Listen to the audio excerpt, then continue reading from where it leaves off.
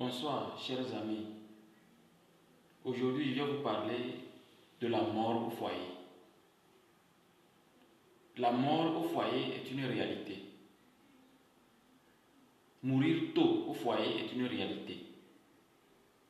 C'est une réalité africaine que nous devrions éviter.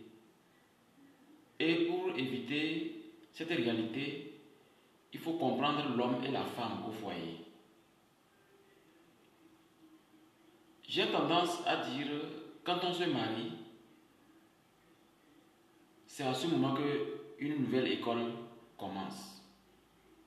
Mais beaucoup croient que quand on se marie, c'est la beauté de la femme, la richesse et la façon extraordinaire de l'homme qu'on se marie, ou la gentillesse de l'homme qu'on se marie.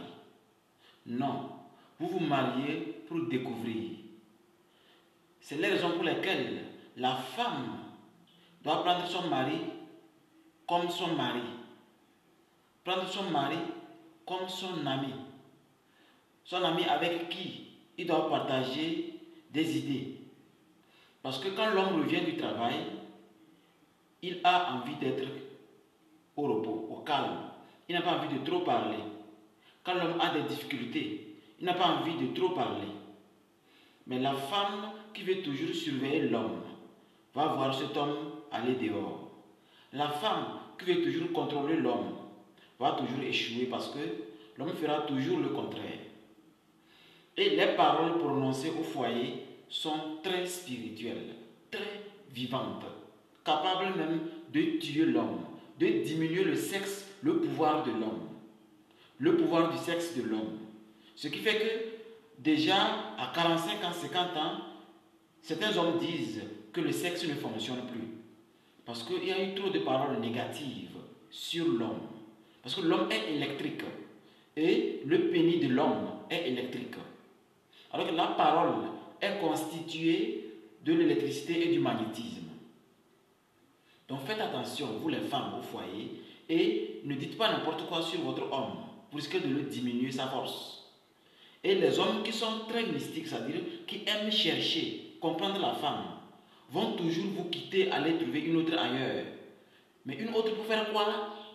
Pour tout simplement maîtriser cette dernière. C'est-à-dire que cette dernière le prenne comme son papa. C'est-à-dire l'écouter selon ses moyens, selon ses difficultés. Mais si avec le temps, vous croyez que si votre mari se confie à vous, vous faites comme vous voulez le maîtriser, là vous le poussez dehors. Ça. Et dehors, il y a la nourriture et le sexe qu'on trouve facilement. On doit faire attention. Pour les hommes, la femme a besoin d'être comprise. Elle a besoin qu'on réveille. Vous, l'homme, vous dites, oh chérie, comment tu vas? Comment tu es réveillé? Est-ce que tu te portes bien?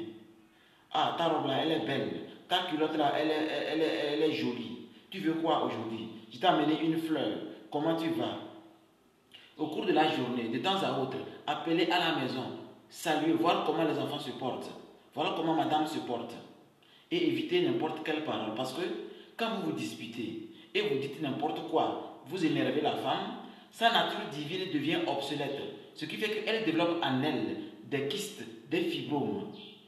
Et elle risque de devenir un avion pour les sorciers. Ce qui fait qu'avec le temps, votre femme va vous amener à l'hôpital pour dépenser énormément.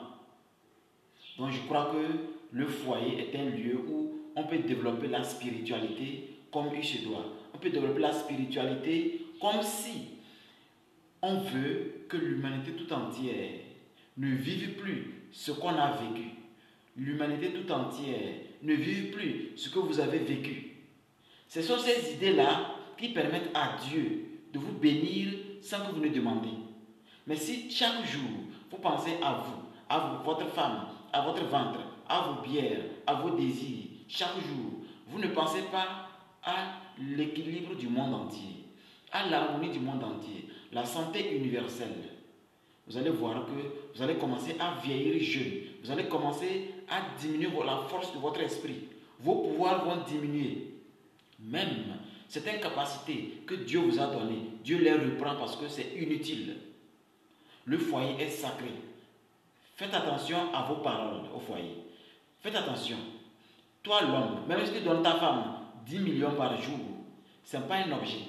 Toi, la femme, même si tu nourris ton mari pour quelques années ou bien quelques mois que ce soit, s'il n'a pas un bon salaire, ce n'est pas un objet.